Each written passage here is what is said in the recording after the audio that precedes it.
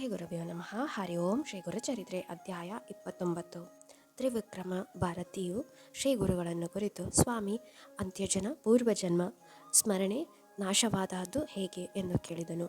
ಆಗ ಶ್ರೀ ಗುರುಗಳು, ಆತನ ಮೇಲಿದ್ದ ಭಸ್ಮವು ತೊಳೆದು ಹೋದ ನಂತರ ಪೂರ್ವಜನ್ಮದ ಸ್ಮರಣೆಯು ಹೋಯಿತು.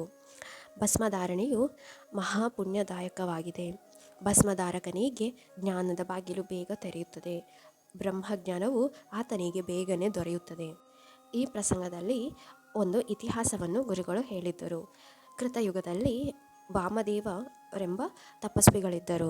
ಅವರು ಸದಾ ಭಸ್ಮಧಾರಿಗಳಾಗಿದ್ದರು. ಅವರು ಅರಣ್ಯದಲ್ಲಿ ಸಂಚರಿಸುತ್ತಿದ್ದಾಗ ರಾಕ್ಷಸರೊಬ್ಬನು ಅವರನ್ನು ತಿನ್ನಲು ಬಂದನು.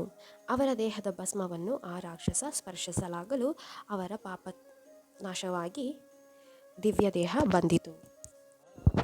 ಆ ವ್ಯಕ್ತಿಯು ಮುನಿಗಳಿಗೆ ನಮಸ್ಕರಿಸಿ, ಸ್ವಾಮಿ, ನನ್ನನ್ನು ಉದ್ಧರಿಸಿ ಎಂದು ಪ್ರಾರ್ಥಿಸಿದನು. ಆಗ ವಾಮದೇವರು, ನೀನು ಯಾರು ಎಂದು ಕೇಳಿದಾಗ, ಮುನಿವರ್ಯ, ನನಗೀಗ 25 ಜನ್ಮಗಳ ಸ್ಮರಣೆ ಬಂದಿದೆ. ನಾನು 25 ಜನ್ಮಗಳ ಹಿಂದೆ ದುರ್ಜಯನೆಂಬ ರಾಜನಾಗಿದ್ದೆ. ಆಗ ಪ್ರಜಾಪೀಡಕನೂ ಸ್ತ್ರೀಲಂಬಡನೂ ಆದ ನಾನು ಸಕಲ ದುರ್ವಿದ್ಯೆಗಳ ದಾಸನಾಗಿದ್ದೆ. ಇದರ ಫಲವಾಗಿ ನರಕವಾಸವನ್ನು ಅನುಭವಿಸಿದೆ. ಉಳಿದ ಪಾಪದ ಫಲವಾಗಿ ಹೀನ ಜನ್ಮಗಳನ್ನು ತಾಳಬೇಕಾಯಿತು. ಈಗ ನರಭಕ್ಷಕನಾಗಿದ್ದೆ.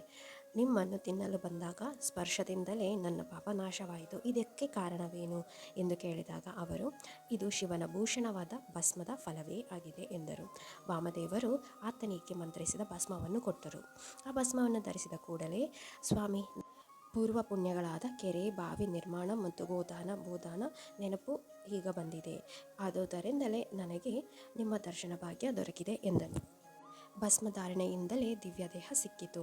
ಈ ವಾಮದೇವರು ಸ್ವಯಂ ತ್ರಿಮೂರ್ತಿ ಸ್ವರೂಪಿಗಳೇ ಆಗಿದ್ದರು. ಮನುಷ್ಯನ ಉದ್ಧಾರಕ್ಕಾಗಿ ಲೋಕ ಸಂಚಾರಿಗಳಾಗಿದ್ದವರು ಎಂದು ಶ್ರೀ ಗುರುಗಳು ತ್ರಿವಿಕ್ರಮ ಭಾರತಿಗೆ ನಿರೂಪಿಸಿದರು. ಇಲ್ಲಿಗೆ ಶ್ರೀ ಗುರುಚರಿತ್ರೆಯ 29ನೇ ಅಧ್ಯಾಯವು ಸಂಪೂರ್ಣವಾಯಿತು.